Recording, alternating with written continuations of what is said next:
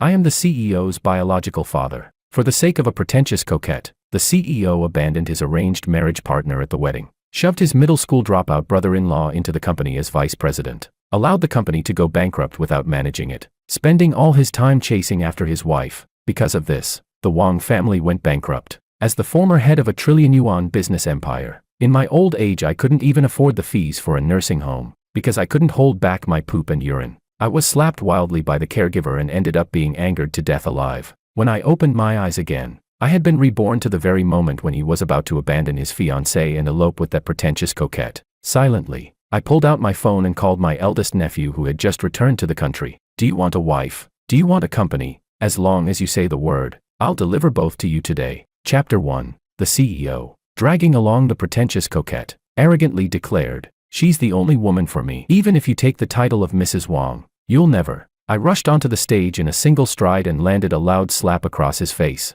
You unfilial son. Did he have any idea how his behavior today would impact the company's stock market? When it comes to harming money, I cannot allow it. Even the CEO's chiseled face couldn't withstand my fists as big as sandbags. Under my pressure, the wedding proceeded smoothly. The pretentious coquette was dragged backstage, with no chance of appearing again during the whole banquet. But when I let my guard down for a moment, he went to trample on his new wife. My heart belongs only to Sophia. After the marriage, you must obediently stay home, take care of my parents, and never bully her. If you ever make her shed a single tear, I will destroy your entire Liu family. Should he even guess why this marriage alliance with the Liu family exists? Of course, it's because both families are evenly matched, working in overlapping industries, able to help each other, using the marriage as an opportunity to bind the two families together, avoiding future conflict. I appeared instantly before my daughter-in-law and swung another round slap at his face. He covered his swollen cheek. Dad, what on earth are you doing? I should be asking you. Willow Liu is getting married, and yet that woman is singing and dancing here. Do you think this is appropriate? And pretentious coquette my ass. What decent and virtuous girl sneaks into someone else's wedding without an invitation, just to steal the groom? My questions grew louder and louder. Hiding behind the CEO, the pretentious coquette finally stepped out. Uncle Wang, everything is my fault. Please don't blame President Wang. I only wanted to see him one last time and say goodbye. I even bought the plane tickets to go abroad. Yes, and they were round-trip tickets for two. The two of them had planned to fly overseas for their honeymoon, blocking all contacts, leaving me, an old retired man, to clean up their mess, and leaving the poor daughter-in-law, who hadn't even received the marriage certificate yet, abandoned at the wedding. Since I had been reborn, how could I not know what schemes they were plotting? I held onto my daughter-in-law and spoke sincerely. I only recognize you as my daughter-in-law. The bond between our families will not be broken because of this rebellious son. No more stories of love turning into hate. No more long-term cooperation destroyed by a single woman. This life, I will never allow it to happen again. Yet Willow truly loved the CEO. I still want to bully her. Who told her to steal my husband? Before the words even fell, the pretentious coquette also received 2 slaps from Willow. Now she looked perfectly symmetrical with the CEO. Fine. The CEO laughed angrily. You asked for this, secretary. From today onward, cut off all financial support to the Liu family. Let's see how long she can keep her pride. So everything I did, everything I said, was all in vain. This group of foolish clowns. Chapter 2. The result of cutting off funds was that the company received a lawyer's letter, facing astronomical penalty fees. In my previous life, he only started all kinds of reckless operations after he had eloped with the pretentious coquette. But now that I stopped his elopement, he began wrecking the company even earlier. Better to have given birth to a pig than to him. Ashamed to face the Liu family. Yet I could not allow our family's relationship to deteriorate. I had the pretentious coquette removed from their bridal home, changed the locks, and handed the only key to my daughter-in-law. Young people's matters are beyond the understanding of an old man like me. But in a marriage, quarrels by the bedside end with reconciliation under the quilt. There's nothing that cannot be overcome. Let him stay here with you. Once you've talked things through, we'll discuss the rest. In my previous life, I was so miserable that I ended up in a nursing home, bullied by caregivers because I couldn't pay the fees. Even when I soiled myself, I was beaten. Reborn. I have come to terms with it all. A real man's got a big butt. If you caused the mess, you go clean it up. It's better for my son to please his wife than for me to swallow my pride and beg our in-laws. Perhaps in the world of CEO romance stories, love surpasses everything. All my heartfelt words before did not attract my daughter-in-law as much as this one key. She held the only key with reverent gratitude. Rest assured, I'll take care of things with my family. I left their new home in high spirits. But before I could even sit down at home, news arrived. The pretentious coquette who had just been taken away was making a scene, threatening suicide. She even claimed she already carried the CEO's child. If I insisted on separating them, she would die together with my grandchild. In my previous life, after they eloped, they really did return a year later with fraternal twins. But I thought she got pregnant abroad. Who would have thought she already had it in her belly now? And yet she had the face to tell me. She crashed the wedding only to see him one last time. I was so furious I swallowed a quick-acting heart pill. I ordered the secretary to take her for a checkup. For weeks pregnant, an ultrasound revealed 2 fetal heartbeats. They were indeed the fraternal twins from my previous life. But over at the bridal home, my vision darkened again. Relying on another heart pill, I staggered over there. The scene of loving tenderness I had expected was nowhere to be seen. Everything in the room that could be smashed was smashed into pieces. The CEO's face was dark, while my daughter-in-law sat opposite him, silently crying. In shock, I asked what had happened. My daughter-in-law hesitated, words caught in her throat. The CEO, however, wore a look of pride. I'm allergic to any woman other than Sophia. Are you impotent or premature? I wore a troubled expression, carrying the last shred of concern for my own son. Don't conceal your illness. The sooner you get treatment, the sooner you'll recover. Who in their right mind would proudly declare such a thing? Clearly, he was only trying to cover up his own shortcomings. I began to worry whether the twins from my previous life were truly of Wang bloodline. The CEO's face turned gloomy, but he didn't dare lash out at me. He could only dryly insist that his body had no problem. I didn't believe him, and ordered the secretary to take him to the hospital for a full checkup, and while at it, secretly conduct a paternity test. Chapter 3. Whether the children belonged to the CEO or not could be set aside for now. Given the current situation, if things continued this way, it would absolutely turn into enmity, not a marriage alliance. I looked at my daughter-in-law, weeping in grievance. Memories of the tragic outcome from my past life surfaced. In the end, I made a ridiculous yet wise decision. My dear daughter-in-law, I still have several nephews who are outstanding men, paragons of virtue. Why don't you see if any of them suit you? She stopped crying. Her tearful eyes widened in shock as she looked at me, so she still couldn't quite accept such a suggestion. I only wanted to avoid repeating the mistakes of my past life, but perhaps I was being too hasty. Just as I was about to give up, she shyly said, I remember his cousin studied abroad in Germany and just recently finished his program. This time, it was my turn to fall silent. But then I thought of how the CEO had ruined the family business in my previous life, and of the miserable fate I suffered in old age. So I steeled myself. It can be arranged. While I was busily working to find my daughter-in-law a new husband, the pretentious coquette was at the hospital making a scene, declaring she would never have an abortion, and coincidentally ran into the CEO. When the secretary reported this to me, I silently took another heart pill. Who told you to make her have an abortion? I only asked you to confirm whether she was lying. The secretary, suffering in silence, could only mutter bitterly. We explained, but the CEO and that lady didn't believe us. Indeed, they never understood human language. I knew this all too well, so I no longer blamed the secretary. I simply told him to bring them both back. My daughter-in-law had already gone off for a spa treatment, preparing for the upcoming blind date. Now I was left alone. When the CEO returned, he actually sighed in relief, grasped the pretentious coquette's hand, and solemnly declared, Dad, she is carrying my flesh and blood. Please accept her as your daughter-in-law. Willow has already left gracefully, so why make things difficult for her? Once the child is born, you can enjoy your twilight years with grandchildren at your side. Isn't that good?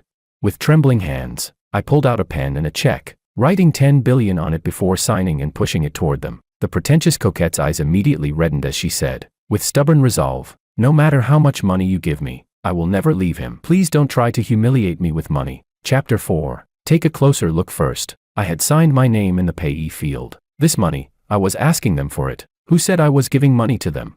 Since you're dead set on being with this woman, then resign from the company and pay back every cent I've invested in you over the years. After that, however you want to fall in love or play house, it has nothing to do with me. The CEO was in utter disbelief. Dad, when did you become so obsessed with money? Since when has money mattered so much to you? I'm your son, your own flesh and blood. How could you hold this against me? Yes, you are my son. That's why, after being reborn, I even wanted to rescue you instead of simply stabbing you to death. But in just one day, you've made me take 3 heart pills out of rage. I've had enough. I can't possibly throw away my own life for an unfilial child. Having been reborn, I refuse to end up as miserably as in my previous life, with a love-struck fool like him continuing to helm the Wang family empire. The Wang family is doomed sooner or later. Better to replace him with someone else while I still can. He didn't sign. Instead, He tore the check to pieces. So this is your way of forcing me to be ambitious. Isn't this a bit too cliché? My whole life I followed the path you laid out for me. I've always been the most outstanding among my peers, but you never cared whether I was exhausted or not. Only Sophia understands me. Only she truly gets me.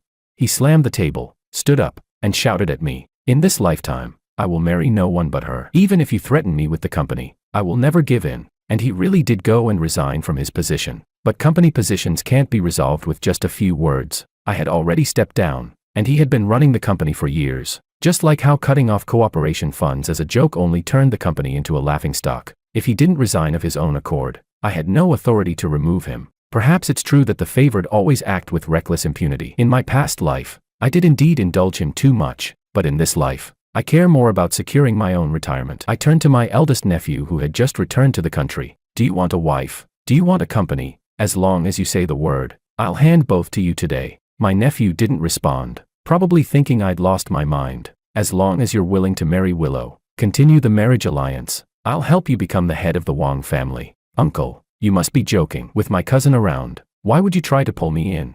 The company doesn't belong to me, nor to our family alone. A trillion-yuan business empire means countless subsidiaries under the group, multiple industries where we lead the market, and millions of employees' livelihoods. It's not just some backdrop that can be discarded because they want to play out their little romance. He may not be my son by blood, but at least a normal man wouldn't deliberately destroy the company. And with the shares in my hand, as long as he runs the company properly, just the dividends alone would be enough for me to live out my old age in peace. Chapter 5. Of course he agreed. Anyone with a brain wouldn't pass up such a golden opportunity. Except for Char Siu, his brain had already been parasitized by a terrifying virus called love, while my eldest nephew gradually took over the company and, at the same time, courted Willow. He moved into the pretentious coquette's shabby 40-square-meter rental, saying he wanted to rebuild from scratch without relying on his family. By the time Willow had shifted her affections and gone to register for marriage with my nephew, the pretentious coquette was already showing her pregnancy. At the earlier prenatal checkup, it was less than 8 weeks, so DNA verification couldn't be done, so I wasn't certain if the twins were actually his. But the CEO firmly believed they were his children, and his love for Sophia was so hopelessly deep that even while living on scraps, he never considered bowing his head to me. At most, he occasionally sent harassing texts asking if I regretted driving away such an outstanding son. I blocked him without a word, and after that, I didn't hear from him for a long time, just like in my previous life when he fled the marriage and disappeared for a year. But now, I no longer worried about his safety, nor fretted about the company's falling market value. My eldest nephew was a rising star, steadily taking over the company under my guidance. He let the marriage be arranged, and his feelings for Willow gradually deepened. He was clearly someone worth grooming. Just when I thought the farce from my previous life had finally come to an end, the pretentious coquette suffered massive hemorrhage during childbirth, and she turned out to have the rare panda blood type, with the blood bank lacking sufficient reserves. Coincidentally, Willow had the same blood type. The CEO directly ordered people to drag her over. When I arrived at the scene, I heard him roaring at the doctors, "Draw her blood. Even if you drain every last drop, you must save Sophia for me. If she dies, I'll bury all of you with her." What era are we living in? This is a society ruled by law. If word of this got out, it wouldn't matter that he had already left the company. As long as his surname was Wong, he would drag down the reputation of our entire family. It could even result in many people being summoned for questioning. That familiar stabbing pain of a heart attack hit me. I strode forward, swinging a full-force slap that sent him crashing into the wall. Then I shielded my niece-in-law behind me. "You bastard. I dare anyone to try." The CEO held his swollen face. "Dad, why are you protecting her? Don't you realize the one on the operating table is my wife and your own grandchild?" I had bodyguards drag the CEO away. Causing a scene in a hospital was nothing but a disgrace to me. My apologies. Everyone, please just follow all the medical protocols. As for my son, I tapped my temple and sighed. His head isn't quite right. When his wife ran into trouble during labor, he panicked so badly he started spouting nonsense. Chapter 6. Even without my niece-in-law donating blood, the twins were still delivered safely. The CEO didn't think he had done anything wrong. Holding the babies, he proudly showed them off to me. "Sophia gave me a son and a daughter. She's a great contributor to the Wong family, and I want to reward her with 10 million. I said nothing. Then he tried to shove the babies into my arms. "But my accounts are all frozen now. So Dad, I pushed the children back to him and said, "Go chase after your so-called love, but don't even think about counting on me. And don't harm Willow. She's already married. Her relationship with her husband is strong. Don't drag her into your mess again." The CEO's expression froze. He hadn't expected me to be this ruthless. After all, in my previous life, when he returned with Sophia and the twins, I had handed the well-managed company back to him again, other than advising him not to disappear suddenly anymore, and reminding him that as a married man he needed to take responsibility. I never spoke harshly to him. Now, he was probably still waiting for me to beg him to return to run the company and inherit the family fortune. I told him bluntly, "From now on, the Wang family's money has nothing to do with you. During the time you've been gone, both the company and the household have been managed entirely by your cousin, including the marriage." The CEO hadn't expected me not to wait for him this time. After a long silence, he sneered, "Dad, that joke isn't funny." "What? Do you have some illegitimate son out there? Could anyone possibly be more outstanding than me?" I was speechless. Even if I tied a dog to that position, it would do a better job than him. I knew his brain was diseased now. Reasoning with him was useless. So I gave direct orders to the secretary. Hire 10 tutors for him, to take turns teaching him basic law until he learns to follow rules and obey the law. Don't let him go out and embarrass himself again. And those 2 children, hire 4 nannies to care for them, and have that pretentious coquette go learn alongside them. In my previous life, their so-called love story was nothing but chaos. One child ended up autistic, the other precociously cunning like a little monster. All that talk of genius children, weren't they just forced out by bad parenting? Maybe the children still had hope, if separated from these unreliable parents. No one protested my arrangement to take the children away. The CEO once again revealed that all too familiar sinister smile, confidently whispering to the pretentious coquette, "I knew it. Dad talks tough but has a soft heart. He can't resist our children. When you go visit them, just call him father-in-law more often. Do you think he'll really keep rejecting you?"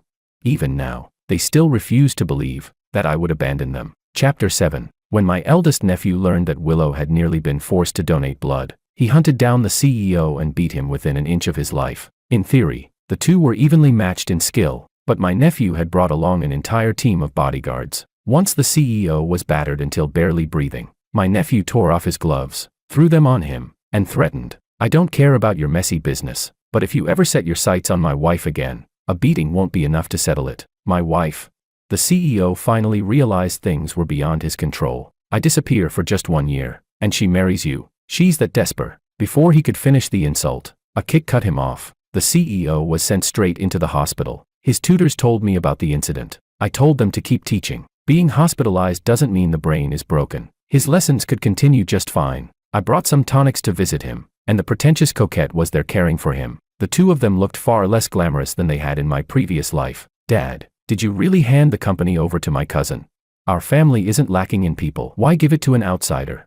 I looked at this son who, both in my past life and this one, had abandoned his bride and left me to deal with the mess, and I wondered how thick his face must be to even say such words. "Your cousin is my nephew, all Wang family blood. Who's an outsider? Who's an insider? Since you don't want to take the company, I won't force you. Just like you told me before, I truly did pressure you too much. So now, go pursue your freedom and love." He smashed all the tonics I'd brought onto the ground. "Just because I didn't follow your arrangements and marry Willow, you'd treat me like this? Why do you always want to control my life? Why do you keep forcing me, threatening me?"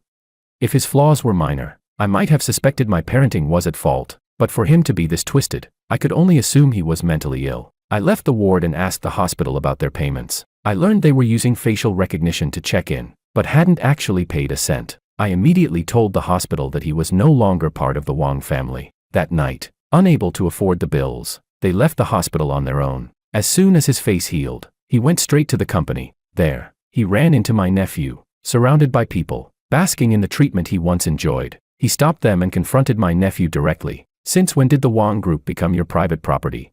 My nephew didn't argue. He only asked security whether the men had a pass. "How could you let just anyone in? Throw him out." And in front of many of his former subordinates, the CEO was thrown out. He roared in disbelief, demanding that my nephew return everything that belonged to him. But my nephew simply let the others continue their work. Then he stepped up, ground his foot hard into the CEO's hand, and said with disdain, "I really envy you. You had a father who carefully planned everything for you. All you had to do was follow his arrangements to achieve success and glory. But not only did you not want it, you despised it all. Who's to blame for that?"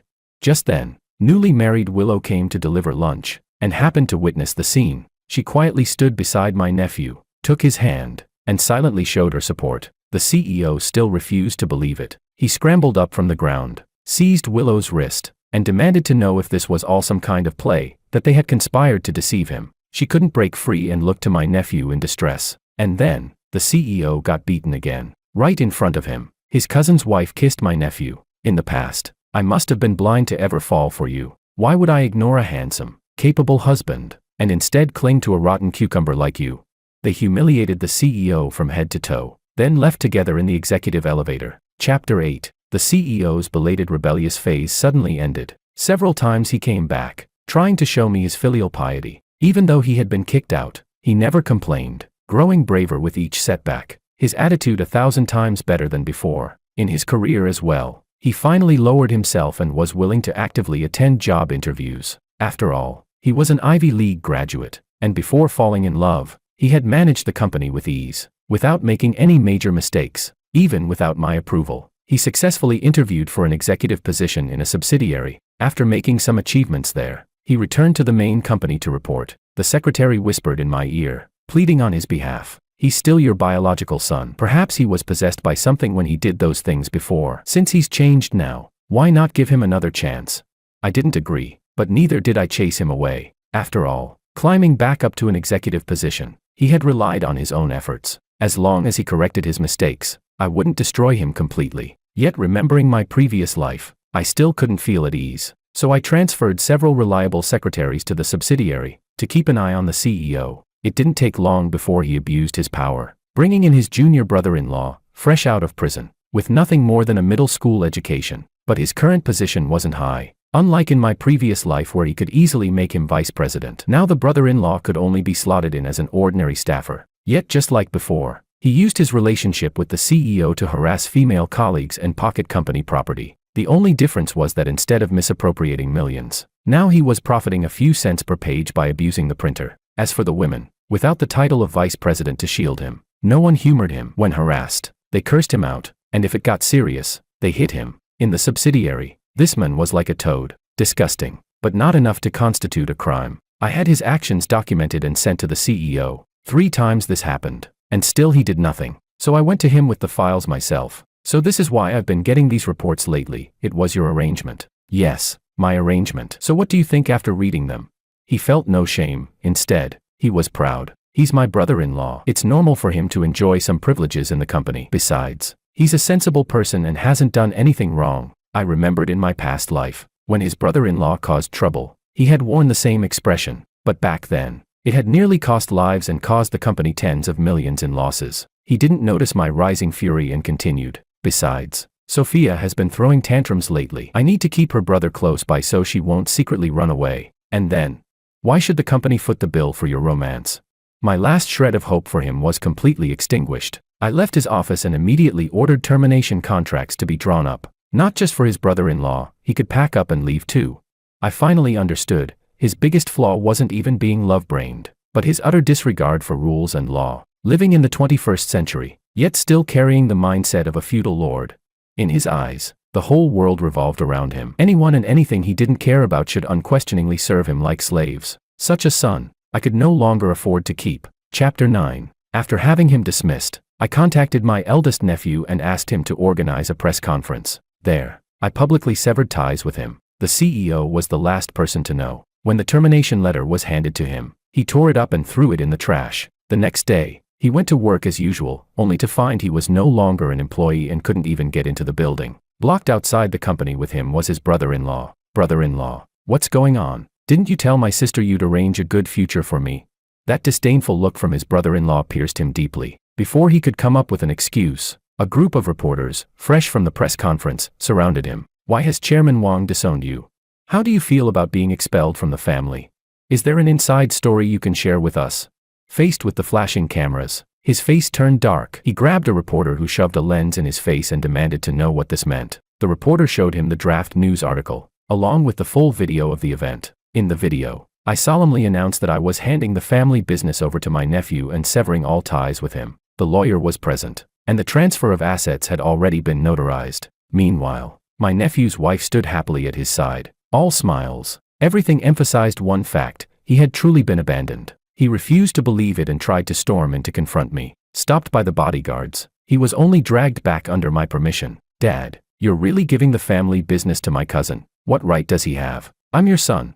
I'm not giving it to him. Competence decides who holds it. Seeing him like this, I couldn't help but laugh. Well, I've already taken care of all the things you hated. Now you can live the happy life you wanted. He couldn't bring himself to say he regretted anything in front of me, but he couldn't hide the regret in his eyes, nor the blood dripping from his clenched fists. Still, he didn't utter the word regret. Only later, when his brother-in-law came asking for more benefits, did he beat him up. Then the brother-in-law ran crying to Sophia, and the two of them tore into each other in a massive fight. I heard that without the CEO's support, that idle, worthless brother-in-law returned to his shady ways, was arrested, and sent back to prison. Truly worth celebrating. Chapter 10. After the brother-in-law went back to prison, the couple's relationship sank to rock bottom. The pretentious coquette constantly tried to run away, saying his love was suffocating her. The CEO, red-eyed and clutching his waist, swore that he could give her anything but freedom. Then the pretentious coquette demanded her brother be returned to her side, and the CEO actually tried to make it happen.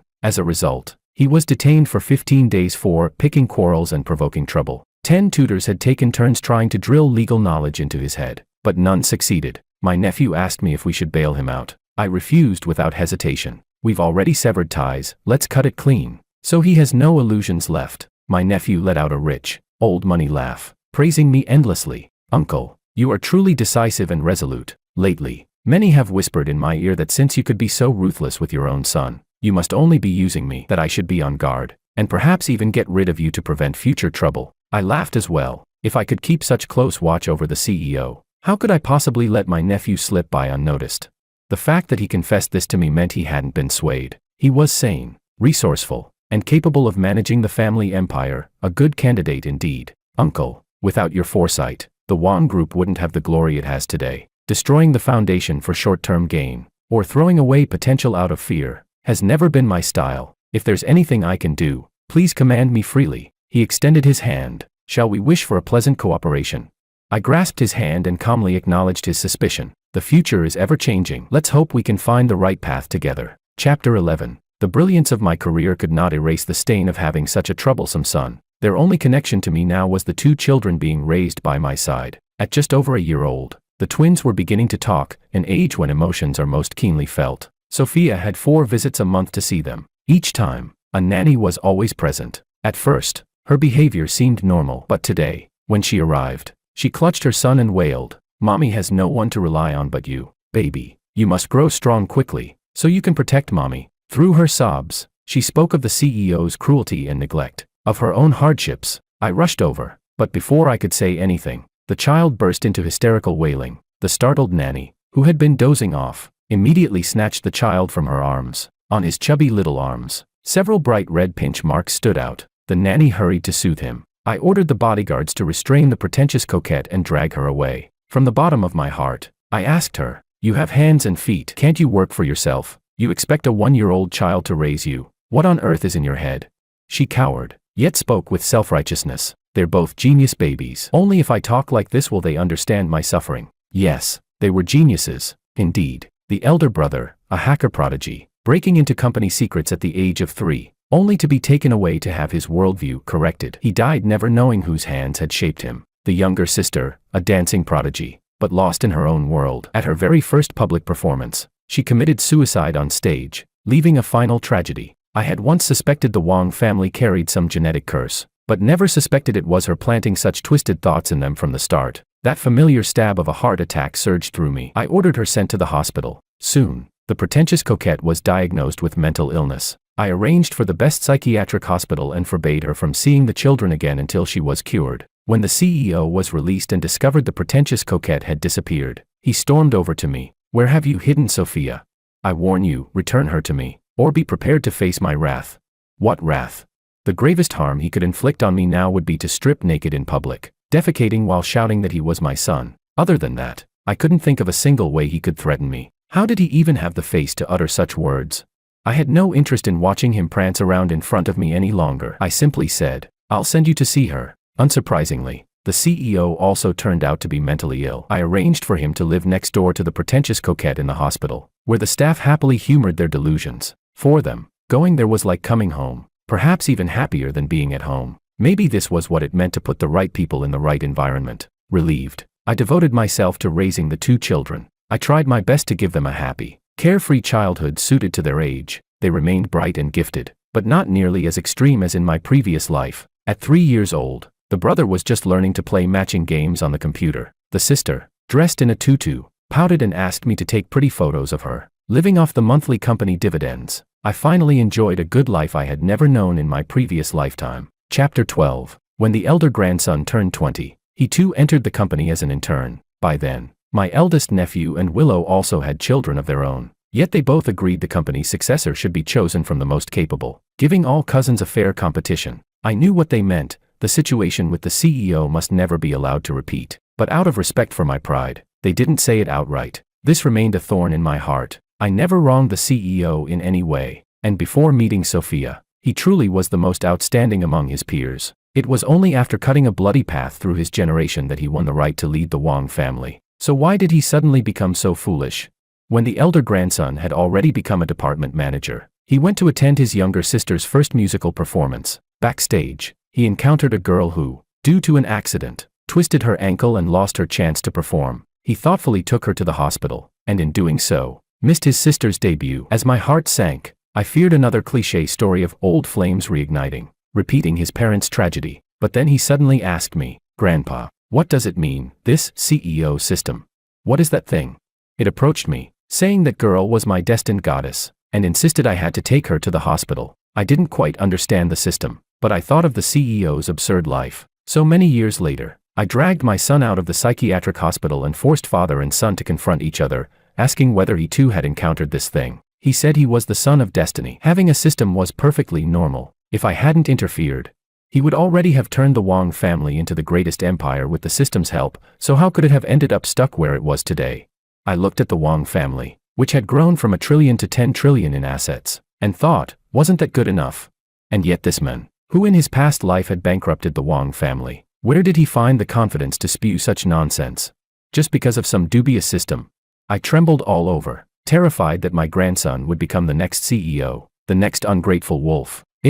I lifted my hand and stared at my palm. Even if I could break apart their absurd game with a single slap, how many years did I have left to live? Why wouldn't this thing let go of my family? When I warned my grandson that the system harbored ulterior motives and was not to be trusted, he smiled and said, "Knowing you're not working with the system puts my heart at ease." I reported it to the state, and they've already extracted it from my mind. Right now, it's undergoing research. Hopefully we'll uncover its secrets and make proper use of it. Thanks to this project, I've already secured a government career. For a moment, I saw the image from my previous life. At my own grave, my grandson had become pale and gaunt, like a ghostly shadow. It seemed he hadn't spoken to anyone in a long time. Even speaking was difficult. The system, captured. Grandpa, sister, they're both dead. Even after his parents went bankrupt, he and Sophia only cared about their endless chase of love. Indifferent to the world, he had seized the system behind it all. But everything was already beyond repair. After mourning his family, he followed them into death. I rushed forward, embracing my grandson, weeping bitterly. I cursed the system while soothing him, insisting everything was already over. But I didn't forget one last thing. I told him to solemnly apologize to his sister, to explain, so their sibling bond wouldn't be broken by this matter. His sister said that although he had left in a hurry that day, he had transferred her 10 million. She had forgiven him then and there. Good. That was what a true CEO ought to do. Once the system was gone, the CEO finally awoke from his false dream and realized how thoroughly his life had been ruined. He wanted to make a comeback, to re-enter the company and prove himself. But after all these years, I slapped him once again and told him to get lost, to redeem himself first, to apologize to all those he had hurt with his actions, and not to show his face until he had earned their forgiveness. The one he had wronged most deeply was Willow, who in this life had remarried his cousin. The CEO got stuck there, and that impasse lasted his entire life.